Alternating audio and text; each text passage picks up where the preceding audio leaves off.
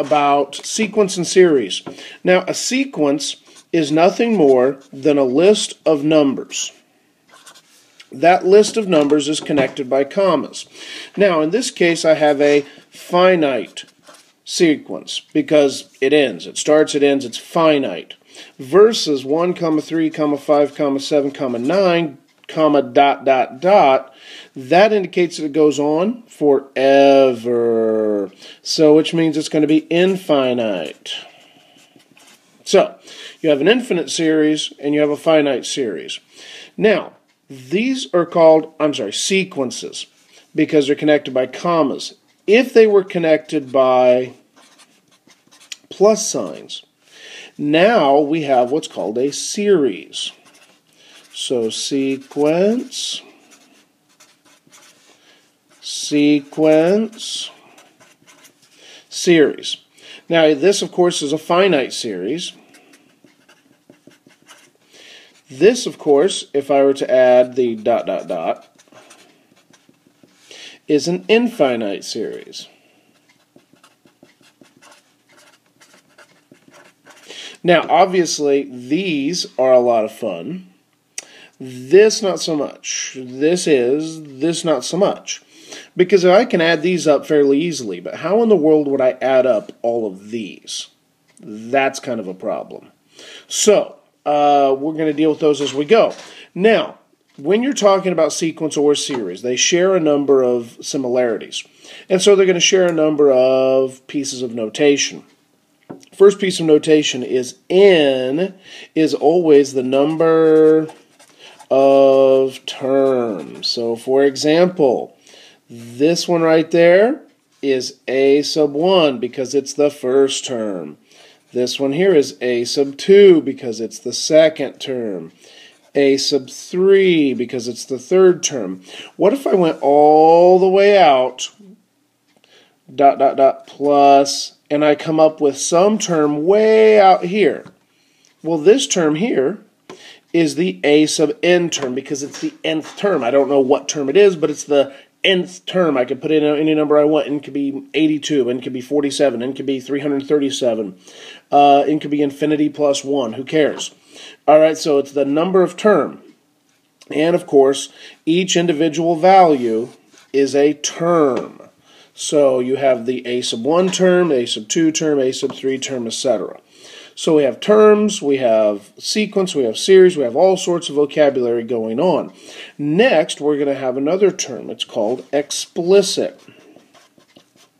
Okay? If I give you explicit instructions, those explicit instructions are going to be step-by-step, very specific instructions. So, for example, if I give you a sub n equals 2n parenthesis negative 1 to the n, and I said n equals 5. That means I want the a sub 5 term, and that equals 2 times 5 times negative 1 to the 5th. Well, negative 1 to the 5th, of course, is going to be negative 1. So I have 10 times negative 1, negative 10. There we go. By the way, this little guy right here is going to be super duper useful because that guy right there allows terms in a sequence or a series to go back and forth between positive and negative. So that's explicit. I can put in a single number, shove it in, it gives me a term. All good. However, we also have this other guy called recursive. Okay, recursive is not the same as explicit. In recursive, to get any term, a sub n, you have to know whatever term was right before it.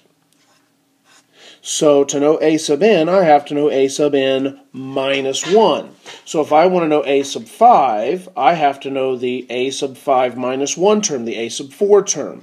So to get a sub 5, I have to have a sub 4. To get a sub 4, I have to have a sub 3. To get a sub 3, I have to have a sub 2.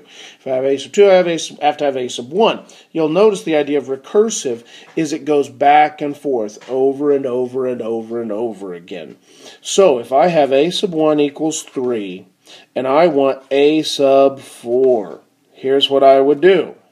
I would say a sub 1 equals 3, So starting with that, I would say a sub 2 equals 2 times 3. That's going to be 6. So I have a sub 3 gives me 2 times, and this term goes right in here, 6, and that gives me 12. So a sub 4 is going to equal 2 times whatever I got for the last one, which was 12.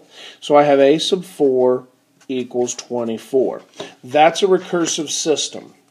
So using a recursive system, we can go on and on and on.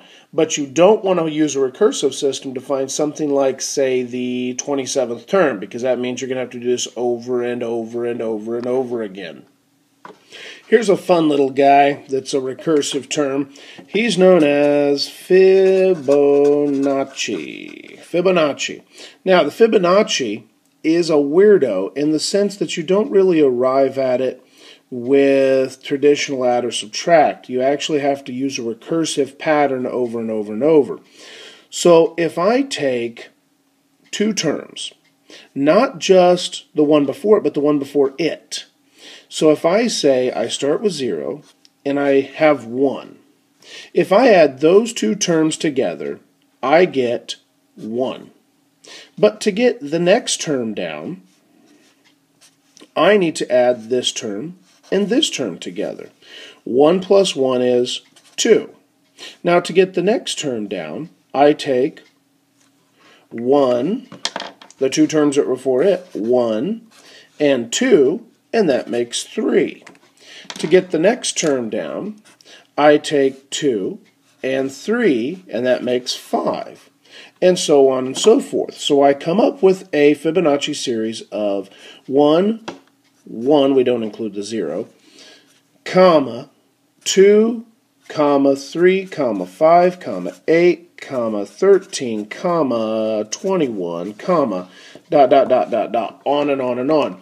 The reason we even talk about this is because tree branches, sunflower seeds, conch shells, all sorts of things in nature use this general pattern because they don't totally double or treble themselves. They actually work in this addition style pattern, which makes sense because anything that grows naturally is going to split, and sometimes it's going to split evenly, sometimes it's not going to split evenly. Then as it splits, even though it should split mostly evenly, it doesn't necessarily.